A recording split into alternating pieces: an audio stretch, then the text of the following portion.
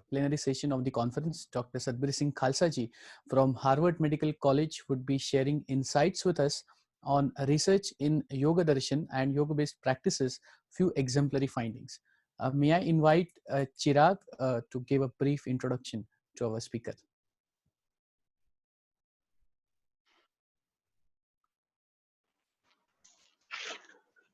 Thank you, Ajinkya. A very good morning to everyone. Before I formally introduce Dr. Satbir Singh Khalsa, I would like to share something. In a journey, the role of a guiding light is highly revered.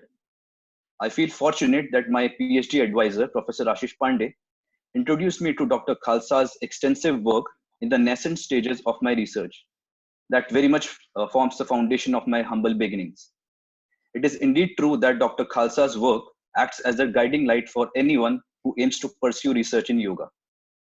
It is my privilege to introduce Dr. Satbir Singh Khalsa to this e-conference. Satbir Singh Khalsa, PhD, is Director of Yoga Research, the Yoga Alliance and Kundalini Research Institute. Research Associate at Benry Henson Institute of Mind-Body Medicine, Research Affiliate at Osher Center for Integrative Medicine, and Assistant Professor of Medicine at Harvard Medical School at Brigham and Women's Hospital. He has conducted research on yoga and yoga therapy since 2001 and has been a practitioner and instructor of Kundalini Yoga as taught by Yogi Bhajan since 1971. His research has evaluated yoga for insomnia, chronic stress, anxiety-related disorders, and in the workplace and public schools. He works with the International Association of Yoga Therapists, promoting yoga research as scientific director for the annual symposium on yoga research and editor-in-chief of the International Journal of Yoga Therapy. He is medical editor of the Harvard Medical School Special Report, Introduction to Yoga, and chief editor of the medical textbook, The Principles and Practice of Yoga in Healthcare. Dr. Khalsa will share his insights on yoga darshan and yoga-based practices and share some exemplary findings based on the studies he has conducted over the years. We welcome you, sir. Thank you very much. Respected Dr. Chaudhary, Dr. Pandey, I want to thank the YOGASTHA Club and IIT Mumbai for this kind invitation to speak at your worthwhile conference. So I'm going to head and share my screen with you. My hope is to share with you some of the science that we know about yoga practices. And more specifically, I'm hoping to give you some of the practical findings and some of the research that I've conducted that actually is of significant relevance, especially at this time. So as I usually start my lectures, I definitely always like to talk about what I'm referring to when I talk about yoga, because many people across the world these days are practicing just asanas and they call that yoga. And of course, the asanas are very familiar, as you can see in this figure. But yoga, of course, is much more than that. In its sort of manifestation in modern society, in traditional yoga practices, incorporates also the breathing exercises or the pranayama, the deep relaxation, and very importantly, the meditation component. And many people will actually adopt what we call a yoga lifestyle and go beyond this into dietary changes, into living in community, and so on and so forth. So for many people who are conducting research on yoga, they are actually using this more traditional form of yoga in their research. Now, one thing that I think is very important to understand in modern society, and this has been referred to by Dr. Chaudhary, is this very popular increase in the practice of yoga. We have very good statistics in the United States. So in 2017, you can see that yoga use by adults is 14% of the population. And what is also remarkable is this trend that we can see in these 5-year intervals. It increased by 50% in the last 2 5-year intervals. So if we imagine that 2022 is the next survey and this trend increases, we will have 20% of the US population. And if you are an epidemiologist or a sociologist and you recognize that 20% of the population is doing something, this is a major, major movement in modern society. Now, we don't have as many statistics in other countries, but we do have recent statistics in India. So this is from a survey that was just published as part of a trial of yoga for diabetes. And what they were evaluating in this particular statistic was the prevalence of the practice of yoga across India. This was a large sample size study, 112,000 people. And what they found was that it was about 12% of the population was actually actively practicing yoga. And it was pretty evenly split between males and females. And this is actually very different than the rest of the world, where in many other Western countries, we see a dominance of females. Anywhere from 70 to 90% of yoga practitioners are women, but in India, it appears to be split fairly evenly. Another interesting finding was from a survey study conducted by your Federal National Council of Education, Research, and Training in collaboration with the Khalsa Institute in Lonavala. In a survey of over 4,000 schools, found that 97% had yoga practice to some degree. So this popularity appears to be growing in India. And I think part of that is due to the fact that your Prime Minister is an avid yoga practitioner and petitioned the United Nations to adopt International Day of Yoga. So these are the photographs from the first International Day of Yoga in Delhi in 2015. And of course, this popularity has grown. And you also have had this in Mumbai as well, celebration of International Day of Yoga. This is obviously not this year because this year it was done digitally, but you have had celebrations here in Mumbai, including on the aircraft carrier of the Indian military. And then, of course, coming into the customs in last November, you can see this evidence of the popularity of yoga in India. Yoga in the park is rejuvenating when the air is cleaner. So clearly, yoga is in the culture, and the advertising industry is well aware of this popularity of yoga. In fact, even in Mumbai now, they are selling residences based upon yoga images. So you can now, meditate in a new residence in Mumbai. And then, of course, you can also have Shanti guaranteed. This poster I've seen many places in Mumbai. I think what is happening now is we are seeing a movement, and I think Dr. Chaudhary referred to this. We have seen yoga practice sort of limited in the sort of a grassroots movement at the general population level, being practiced in ashrams and yoga studios, yoga centers and gyms and spas. And that has been this, in the US, certainly this 14% of the population has been mostly practicing at this level. But what we are seeing now is the implementation to some degree of yoga into professional society, into mainstream society. And what I mean by that is the public schools, the workplaces, and the healthcare system. And this is a very important transition because a lot of the people that are practicing yoga actually are of higher income, they're of higher education. And so there's some degree of a social injustice here, that the people that are of lower socioeconomic status in poverty, etc., have the practice of yoga the least. And I think this transition would be very important because then it would bring yoga to the masses. It would implement yoga across society. So this is a very important transition. Now, the place that that research plays is not insignificant in this. In fact, research is essential for this transition to take place. The public schools cannot justify implementation of yoga into the curriculum unless they have evidence of its efficacy and of its safety. The same is true for the workplace. The employers will say, I need to see a return on investment. Show me that if my workers practice yoga, that I will have better productivity from my workers. And in the healthcare system, it's the same thing. You cannot bring yoga into a clinic unless you show that it's safe and then also that it has some clinical efficacy. So research at this point in time in history with respect to yoga is actually critical and very, very important for this widespread implementation. Place, of course, is the healthcare system.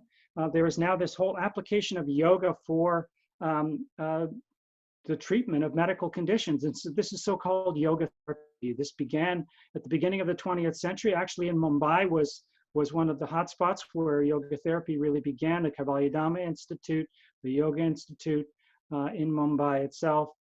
We now in the United States have the International Association of Yoga Therapists. There's now other yoga therapy organizations. I work closely with this organization. They also sponsor a conference which I hold called the Symposium on Yoga Research, which is being held this October. And actually this time we will be holding it as an e-conference.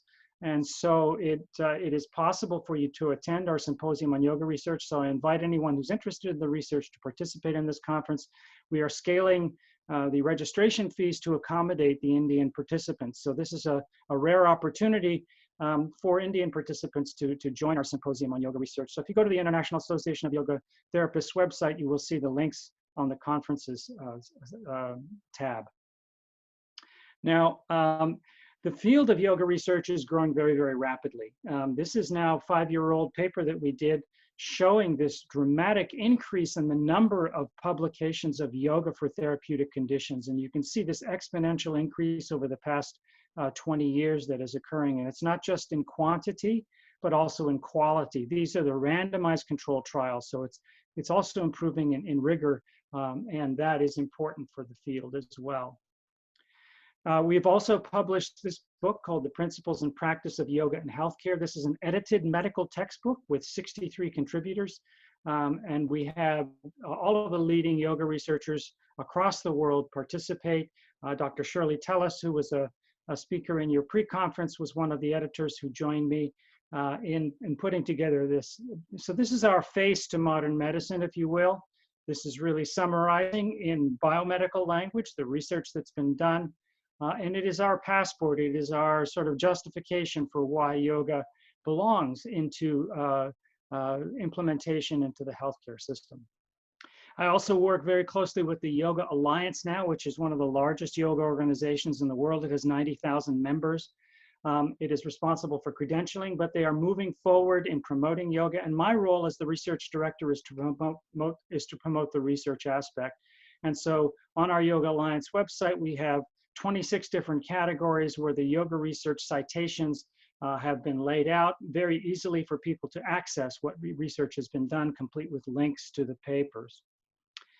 One of the areas of research I think that's really important is in the understanding of how yoga works. Now, unfortunately, I don't have time in the context of this presentation to show you a lot of the research, but I can tell you that this is a growing area, and we have a good deal of information on the psychophysiology of yoga, and that's represented in chapter 4 of our book. And by the way, this book is an Indian printing, which is available at a reasonable price for the Indian population, and it's available on Amazon India. Now, the research for scientists is usually done in what we call review papers. So we can see here a number of recent review papers talking about and reviewing the psychophysiology of yoga practices. How does yoga work? So this paper here in 2019, How Does Yoga Reduce Stress? This one reviewing immune system functioning, neurophysiological and neurocognitive mechanisms, stress, and potential self-regulatory mechanisms of yoga. So you can address these, you can find these papers and get a very good summary of this body of research. And what I want to share with you is really a logic model which really covers and explains a lot of the research and summarizes a lot of the research that's been done. So as I mentioned in my first slide, when I'm talking about yoga practices, I'm talking about all of these components of yoga, the postures, the breathing, the relaxation, and very importantly, the meditative component. Now, through all of these practices, we are seeing changes on the physical level, and I'm calling this area fitness. And that includes, obviously, the simplicity of flexibility, muscular strength and endurance, coordination and balance that you get from the asanas, the respiratory function that improves both from the asanas and from the pranayama, the breathing practices. All of this improves physical fitness and functioning, which of course through the mind-body connection has an effect on emotional and cognitive functioning and improving self-efficacy. Now, all of these practices also lead to improvements in what we call self-regulation. This is the ability through these training practices to exert self-regulation of internal state, both psychological and physical. And the two big areas that have one of the biggest impact in functioning are stress and emotion regulation. And over time, as people practice over time, they develop skills of resilience to stress and equanimity in the face of the ups and downs of day-to-day emotional activity. So this improves self-efficacy in terms of cognitive and emotional functioning, and is very important because stress cuts across many different functions, including many different disorders. And stress, chronic stress is a major epidemic in modern society. So this has enormous impact and relevance to virtually every field of human endeavor. Now, it's primarily through the meditative component. And meditation, most simply defined, is the relaxed, and that leads to an increase in mind-body awareness over time. This has also been called mindfulness. By engaging the attention networks in the prefrontal cortex, people are able to improve their regulation of thought processes, which improves cognition and concentration, but ultimately over time leads to the state we call metacognition. And metacognition is essentially what Patanjali's Yoga Sutras really define. This idea that we have thought processes, but those are not what we are. What we are is meta, above that. We are able to exert self-regulation of our thought processes. And that understanding is the very powerful state of metacognition, which has enormous significance for mental state and particularly for mental health conditions. And then finally, it's largely through the meditative component that many people over time go through a transformation. And what I'm calling this is a sort of a spirituality, if you will. People in the meditative state will experience this deep unitive state, a sense of transcendence, the flow state. And this transformation often appears in people. People will say things like, yoga changed my life. This is a deep and personal change in perspective on life and perception of self. And that is what I'm calling a transformation and a very strong improvement in life, meaning, and purpose. And Dr. Pandey talked about positive psychological states. This is where I think a lot of these positive psychological states come from, is from these deeper experiences. Now, the virtue of this logic model is that we now have research that's very strong on the fitness level. This is objective research. We can measure physical and respiratory functioning. And through modern research techniques like neuroimaging and molecular biological techniques, biochemical research, we are seeing these improvements in self-regulation and awareness. We're starting to understand the neurophysiology of how these practices change human behavior and human brain function. And the weak link here is that we don't have this much research yet on spirituality, but I believe that this is an area that we can study because we can measure these things with the appropriate self-report questionnaires and even with neuroimaging. The other thing about this model is that we're making changes across a broad spectrum of human functioning, all the way from the connective tissue and muscles to the deepest experiences that humans can have. So yoga has this broad spectrum effect, if you will, which leads to these global changes in human functionality, all the way from the gross physical and mental health and physical performance level to the deeper skills of stress and emotion regulation, improvements in awareness and mindfulness, and the establishment of metacognition, which allows people to function more effectively in society, and then to the deeper states of these positive behaviors in psychology, the improvements in well-being, a change in values, a change in life purpose and meaning, and what we can call pure spirituality. So the beauty of this model is it really summarizes the research and it gives us a new language as to how to talk about yoga, how to describe yoga in modern society, because all of this work is largely evidence-based. And so now when we talk about yoga, we want to bring yoga into a school or into a clinic or into a workplace. We can use this model, and this becomes very relevant for the specific applications and benefits of yoga in these different areas of human endeavor. Now, one area that I think is very important, of course, is medicine. And one of the biggest burdens in medicine is really the prevention of non-communicable disease. And these non-communicable diseases, or NCDs, these are lifestyle diseases, they're chronic diseases. This is the major burden in healthcare in modern society. NCDs are by far the leading cause of death worldwide. The world is reaching an inflection point. This is from the World Health Organization. This is a very serious and the biggest burden in healthcare. 15 million people will continue to die each year from NCDs in the prime of their lives. Most of these deaths tomorrow can be avoided. And these are statistics from India. 63% of all deaths are due to NCDs. Cardiovascular disease, cancer, respiratory diseases, diabetes is a major issue in India.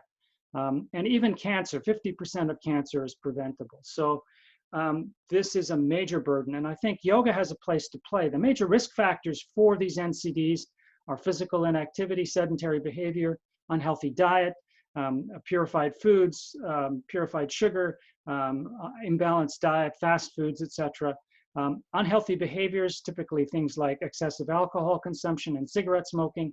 And I believe chronic stress is a major player in this. Not only is chronic stress itself a major burden and an epidemic, it is actually responsible to a large degree for these dysfunctional behaviors that are responsible for NCDs.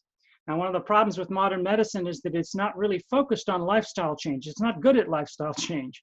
It's good for acute treatments. And it is not that effective for changing lifestyle. Yoga, on the other hand, has these components which we just described, which fit very well with the risk factors for NCDs, the physical level of addressing the physical activity and fitness, the self-regulation of chronic stress, the mind-body awareness, which can change these behaviors because people can become more sensitive to their bodies and adopt positive behaviors because they are starting to experience the positive benefits. And then spirituality, I think, is important as well because essentially many people's goals are very materialistic, and we know that from many studies in positive psychology that materialistic goals in life do not lead to ultimate happiness. And so anything that can increase spirituality can change these behaviors through that deeper lifestyle change. So yoga, I think, has a real important role to play. It provides something that modern medicine does not have. There are no drugs, there's no surgeries that can create these positive states, and yoga can do that. So yoga has a very important place in modern medicine. Now I want to focus on something, just to review for you, something that is highly relevant. Just one example of where yoga fits into our current circumstances with the pandemic, and that is yoga and immune function. And one of the things we know about the immune system is that it has an enormous impact from stress. There is a whole field called psychoneuroimmunology, which is the study of emotional states and stress and its impact on immune function. And there are a number of review papers. This is one of them. It was published recently. And what we know is that the stress system through both the autonomic nervous system and hypothalamic pituitary adrenal axis have negative impacts on immune function. So the more stressed you are, the more emotional you are. This directly and over the short term, very immediately, has a negative impact on immune function. And mind-body practices such as yoga revert this change, reduce stress activation, emotional activation, reducing levels of cortisol, reducing inflammatory function, enhancing immune function, and increasing resilience to stress. So this is very important, as I've described, not only in non-communicable diseases, but also in immune diseases. I think that this is really a way in which yoga can enhance immunity to infectious diseases like COVID-19. And we do have a number of papers that have examined already the research that's been done on yoga and immune function. This is one review paper that came out very recently in 2018. Now, there are a few studies. One of these was conducted on highly stressed individuals using a specific yoga meditation practice. This was done at UCLA in the United States, and this was a practice called Kirtan Kriya, showing suppression of the expression of inflammation-related genes and the upregulated expression of genes involved in antiviral and immunoglobulin responses. And this is really molecular biological techniques. This is showing that gene expression can actually change, that the genes involved in inflammation and immune function can be regulated in positive directions with these yoga and meditation type practices. Just to give you a very clear example, this is the effect on rhinitis symptoms and cytokines in allergic rhinitis. And what we can see is this is a measure of one of the immune markers, IL-2. And in this yoga trial, you can see at the base, the control group had no change over time from pre to post, whereas the yoga group showed a statistically significant increase in IL-2. And this change, as I said, happens immediately. You can actually see the change in immune function after just a single yoga class. And certainly over several months of practice, you can see a global change in immune functioning.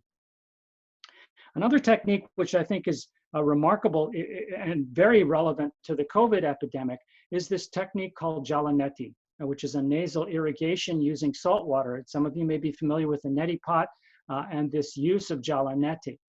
And this is a review of this that's relevant to COVID-19, and the full length is available to see the full paper. The technique of nasopharyngeal wash to prevent the virus from inhabiting and replicating in the nasal and pharyngeal mucosa has been suggested to be useful in reducing symptoms, transmission, and viral shedding in cases of viral acute respiratory tract infections. In rapid systematic review, we found studies showing some improvement in prevention and treatment of upper respiratory tract infections. And of course, COVID-19 is a coronavirus. It's one of the viruses involved in the common cold. And what these studies have shown is that people who practice Jalanetti regularly can actually reduce the number of colds and the severity of colds. And what's remarkable is that in 2019, Dr. Ramalingam in the UK published an extensive paper showing that Jalanetti practice can actually reduce the severity of the common cold. It reduces the number of days and the severity of the symptoms of the cold. And these are, and the colds, of course, the cold virus is a number of different viruses. And one of those viruses was the coronavirus. So recently he did a sub-analysis from that study of the coronavirus patients in that trial, and indeed showed that the coronavirus patients also had the reduction in the number of days that the cold lasted, 2.6 days less duration, and then also less severity in blocked nose and hoarseness of voice. So there's very clear evidence that Jalanetti can actually be helpful with a coronavirus. And so this is remarkable. And he's actually looked at the molecular mechanism showing that the salt, the sodium chloride in the nasal wash actually is the active ingredient in actually reducing viral shedding. The chloride enters the cell, and the cells make essentially the active ingredient in bleach, which then prevents viral replication. So we actually have the molecular mechanism of how this is working, in addition to the fact that there is the flushing out of the viral particles themselves through the nasal wash. So this is a very applicable technique that's highly relevant to what's going on in society right now. Now I want to share with you our line of research in yoga in the workplace. And one of the big issues in the workplace is chronic stress. And of course, this is a major issue. As I mentioned, there is a stress epidemic, and stress is substantially at the workplace. And so this leads over time to chronic stress, which leads to this phenomenon of burnout. And there are many workplace challenges, stress and resilience, burnout. As I've mentioned, these lead to a number of different negative states: fatigue, emotion disturbance, musculoskeletal conditions, low back pain has high prevalence in the workplace. And then there's also positive characteristics of well-being, quality of life, negative behaviors, sleep disturbance, empowerment, creativity. And from the employer's perspective, there's also important reasons for solutions to these problems, and that these things affect workplace productivity, performance, efficiency, absenteeism, presenteeism, job turnover, job satisfaction, relationships, inequality and stigma and discrimination. So there's a lot of issues that need to be addressed in the workplace, and we believe that yoga, through all of these mechanisms, has an opportunity to address a lot of these factors. So we do have a growing body of research in this area. This is one review published now a few years ago, showing that workplace physical activity and yoga programs are associated with a significant reduction in depressive symptoms and anxiety, respectively. And then more recently, in 2019, the Yoga in the Workplace and Health Outcomes, this is a systematic review. The overall effects of yoga on mental health outcomes were beneficial, mainly on stress. And again, this fits with the logic model that I showed you. Here in the United States, I've been working with the Kripalu Center for Yoga and Health, which has developed a program they call RISE, which is a standardized protocol for taking to the workplace for high stress occupations like first responders, paramedics, and police, for educators, teachers, and for doctors, nurses, and other healthcare providers. And we've been studying this intervention in workplace individuals. This was a residential program in which we had professional workers come to the yoga center for a week. We showed improvements in perceived stress by the end of the program, but importantly, the long-term follow-up, they maintained many of the gains in perceived stress. In terms of resilience to stress, that was also improved by the end of the 5-day program. And at the long-term follow-up, they were able to maintain those gains. What this is telling us is that these workers have established these new lifestyle skills of yoga, which allows them to cope with stress more effectively. We also see improvements in mindfulness and mind-body awareness. And we believe that the mindfulness actually is a mechanism by which a lot of the chronic stress is being changed through the metacognition ultimately. We've also worked with another stressful occupation of teachers. And this is a program which was offered also and is in press in a paper that we just got accepted. And what we can see is, again, reductions in perceived stress. So the black bar is the yoga group. You can see the reduction in perceived stress maintained at the long-term follow-up. The control group that did not practice yoga had no change. Resilience to stress, again, you can see the improvements in the yoga group in the black bar over the long-term follow-up, no change in the control group. And then in mindfulness as well, you can see this dramatic increase in mind-body awareness through the meditative component of yoga practice, which is maintained at the long-term follow-up. And there are now systematic reviews that show that mindfulness is very directly correlated with perceived stress. Now, one area that's really highly relevant, of course, with the pandemic is the increased stress on healthcare professionals. Now, this phenomenon of burnout in healthcare was a major issue in modern medicine before the pandemic. So as you can imagine, it has now gone into high gear. So this is from 2018. The prevalence of physician burnout has reached critical levels. Recent evidence indicates that nearly half of all physicians experience burnout in some form, and it appears to be getting worse. The statistics show in the United States, on average, one physician commits suicide every day. It's over 400 per year. So this is a major issue in modern medicine. It's international. Virtually every country has surveys now showing this level of burnout, and this is a survey from PGI in Chandigarh. High burnout levels were uniformly recorded for the entire population of healthcare workers in India. Now, the application of yoga for healthcare workers has become an issue. So this is a review by my colleagues at the Osher Center for Integrative Medicine. Interventions including mindfulness, yoga, and mind-body skills training may be helpful in building the self-awareness and resilience needed for medical students, residents, and established physicians to mitigate burnout risk. This preliminary research likely played an essential role in Harvard Medical School's 2018 decision to now require all first-year medical students to participate in a mind-body resiliency training program. And so this is a lead that Harvard Medical School has taken. And so through this resiliency program, I have actually been teaching first-year medical students the basics of yoga practices, showing them the science and then having them go through some simple chair yoga practices and then advising them as to how to adopt a regular yoga practice. So hopefully all the medical schools will ultimately start to adopt this idea of mind-body practices as being something that's very important for any kind of stressful profession, which medicine, of course, is. Now, we've actually used this RISE program in medical professionals, and we used it actually in a study with Harvard physicians at my institution, Brigham and Women's Hospital. We brought the RISE program to the hospital and offered it on site to a collection of physicians in the field of OBGYN and neonatal intensive care, which is a stressful subspecialty of medicine.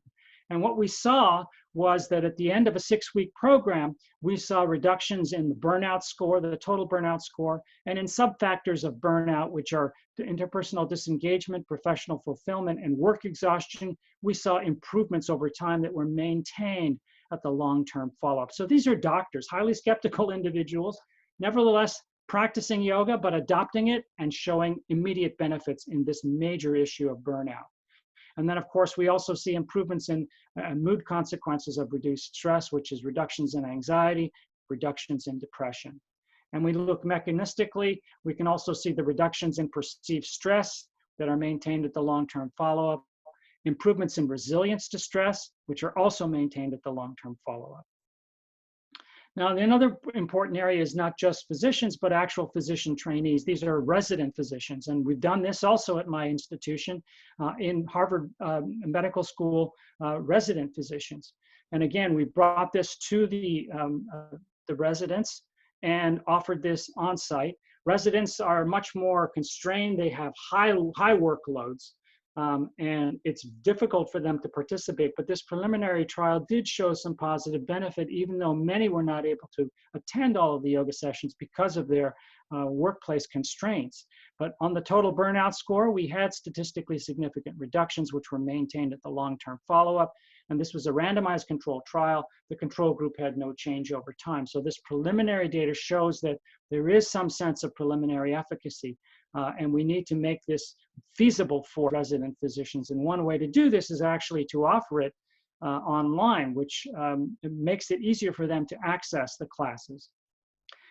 We also saw improvements in perceived stress, reductions maintained at the long-term follow-up, improvements in resilience to stress, not quite maintained at the long-term follow-up due to the small sample size, and improvements in mindfulness, which was sustained at the longer-term follow-up. So regardless of whether these are resident trainees, whether it's physicians, there are other studies that have been done on medical students, yoga really does have this burnout, this ability to improve stress and emotion regulation, which leads to these improvements in burnout and chronic stress.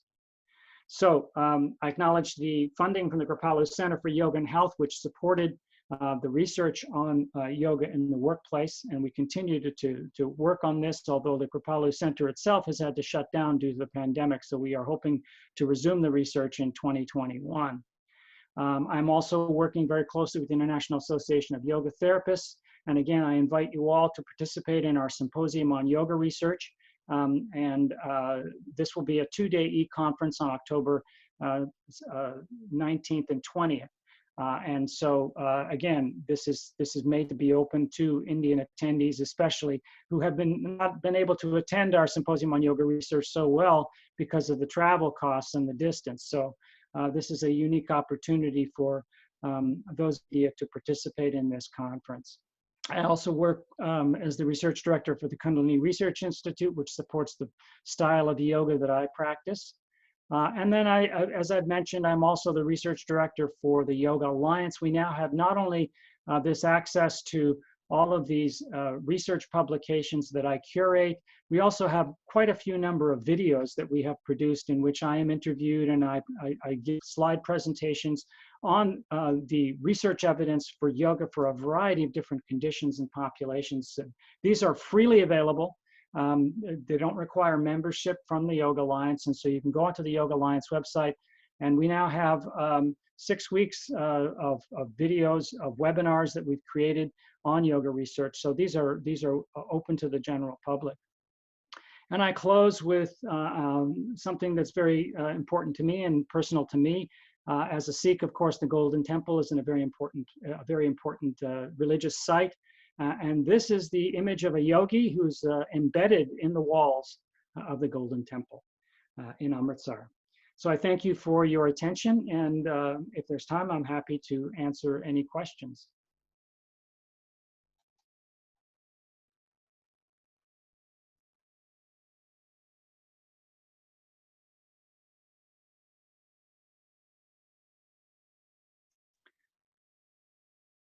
I believe you are muted, Dr. Pandey. As always, it's a great talk, insightful and inspiring. And the participants must be noticing it's a late night in Boston, from where Professor Khalsa is addressing us. So really thankful for your commitment and engagement. If there are any questions, Sushmaji, have you noticed that?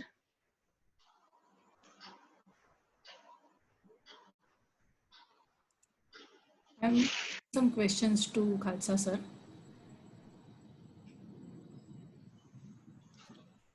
Have you sent, or Chirag, you would like to read? I have sent. Yeah, Chip. Okay.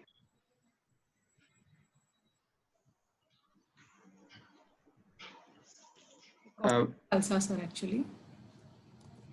So you can send to Chirag. He can read those.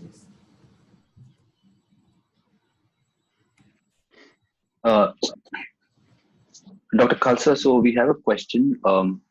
Is Kundalini Yoga dangerous, as some people claim? If so, why is it dangerous? So the Kundalini Yoga that I practice is a very specific lineage of yoga practice. That very specific practice is very safe. It is mostly practiced in the West. There's not much of the style that I practice in India, but the style of yoga that we practice is very safe. Now, there is this literature that talks about Kundalini and the release of the Kundalini, and that Kundalini is dangerous when you release it this way. Well, essentially, Kundalini refers to this spiritual energy, if you will. In any yoga practice, I think in any reasonable yoga practice, the idea is that you are making gradual and systemic changes that activate the Kundalini. This is the theory of this subtle energy, if you will. It's not possible to measure the Kundalini, as far as I'm aware, with any technology that's credible at this point in time. However, this is the theory behind these practices. And the belief is that if the Kundalini raises too quickly, then the participant undergoes a number of unpleasant experiences. Now, in most yoga practices, the practices are gentle, they're systemic, and there's a graded level of practice. So I think that the idea of practice should be that you have a gradual and sustained practice that slowly has you improve, and then you start to experience these deeper unitive states of consciousness when your body and your mind are more ready for them, as you start to make transitions. And people do make transitions over time. I see a temporal change in yoga practice. So over the short term, in the course of minutes or a single yoga class, there's this sense of what's called the relaxation response, the improvement in stress regulation and emotion, the sense of well-being. As people practice over weeks and months, you develop the skills of resilience to stress, of mindfulness and mind-body awareness. And this allows people to function better, and there's a better overall mood state. But then as people typically begin to practice over months and years, then that's where you start to see these positive psychological changes. This sense of yoga changed my life, the sense of the unitive state of consciousness, this transcendence. And this is where presumably the Kundalini would be coming in. But the whole idea here is that you are seeing a gradual improvement in this area. There's a gradual approach. You don't want to stimulate this Kundalini right away, if you will. So a lot of people, so for example, who have taken hallucinogenic drugs, which is capable of triggering these kinds of experiences. Many people are not ready for those kinds of experiences, and they don't understand them. And so under that circumstance, people can have a very unpleasant experience with an immediate experience of these transcendental states. So that can be dangerous. So it depends. It depends on what you call Kundalini Yoga and who's doing it and what people are doing. Many people are practicing what they call Kundalini Yoga. There's many different people practicing what they call Kundalini Yoga, but the devil is in the details. You need to know what they're doing and how they are doing it, and that's really critical. But as I say, the most important approach is really to do it gradually, generally, so that you improve your functioning physically, mentally, and spiritually on a gradual level. Yeah, so Dr. Khalsa, there are a few more questions. The next one is there a reason the program for medical students in Harvard is called Mind, Body, and Resilience Program instead of yoga? Well, in the West, we have many types of mind-body practices that are available to people. In the West, there are practices which are called meditation, which are not considered yoga. So we have, for example, Vipassana or mindfulness meditation, which is a sort of more Buddhist tradition, which has become very, very popular. It's now the most popular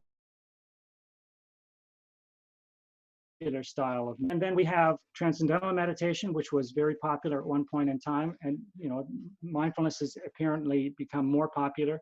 But we have other mind-body practices as well. We have Tai Chi, we have Qigong, which are more Chinese-based practices, and there are other mind-body skills that people can use. So they can use just abdominal breathing, they can use guided imagery, they can use cognitive behavioral therapy.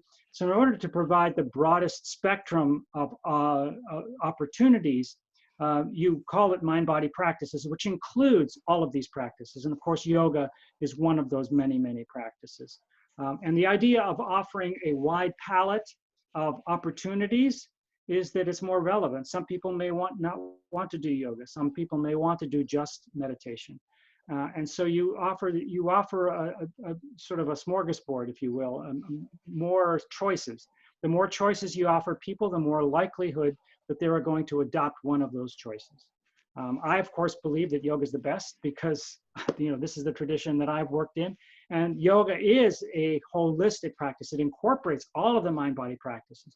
And it is very much like Tai Chi and Qigong, which also incorporate both meditation and breathing. So it's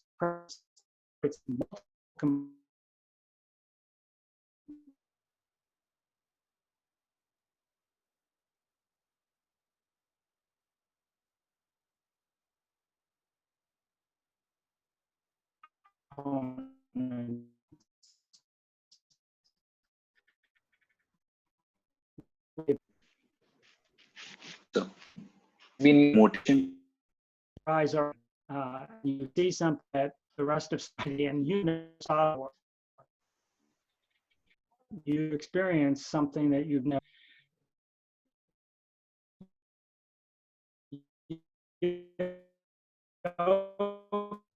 Not part of our culture. Yoga is on,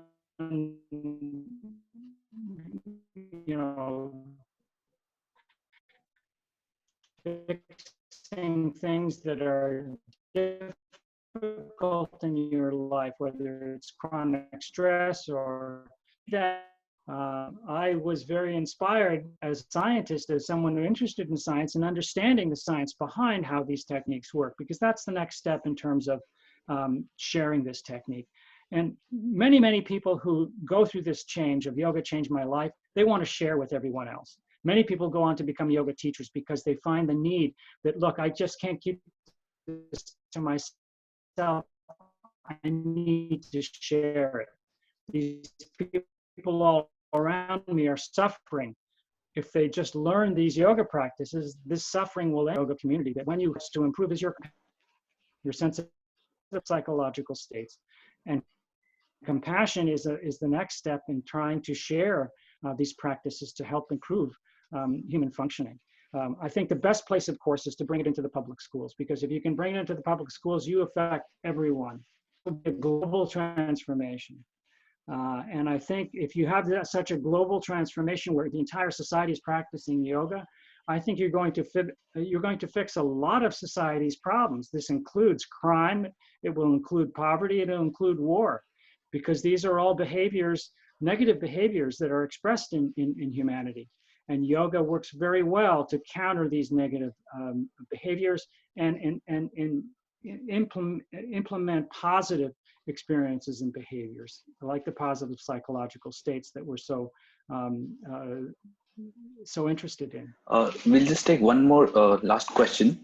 So, is there any comparison, or are there any studies where mindfulness and heartfulness is compared, and how is it different from yoga? Is one question. So, different meditation techniques involve different sort of applications, if you will. The major distinction between two types of meditation. In yoga, we more often practice what is referred to as single point focus or concentrated meditation.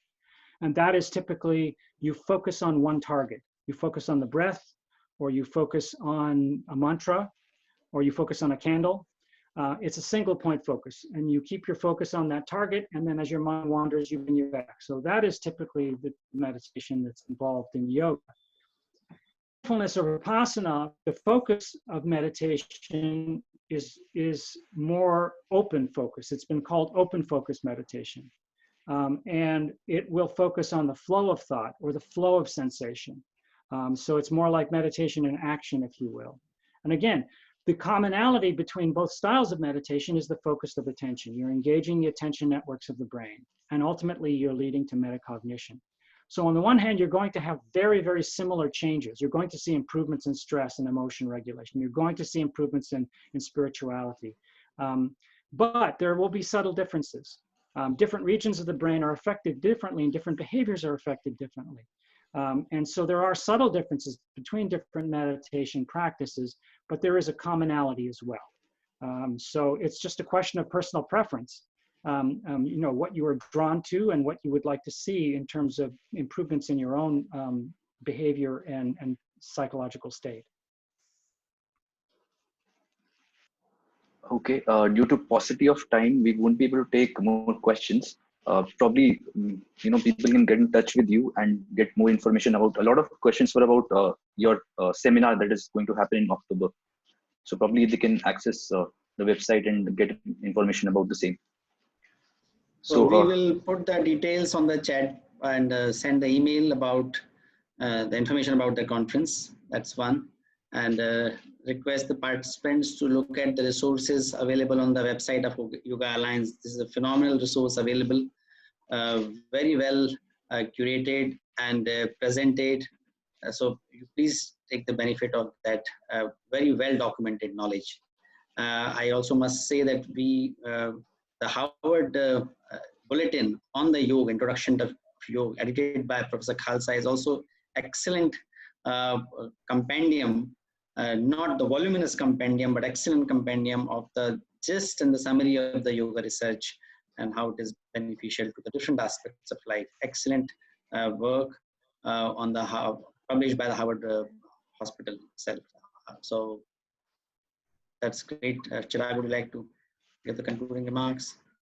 So on behalf of Yogast and the organizing team, I would like to thank Dr. Khalsa for this enlightening session on the efficacy of yoga-based practices pertaining to a broad spectrum of aspects, including physiology, awareness, and spirituality.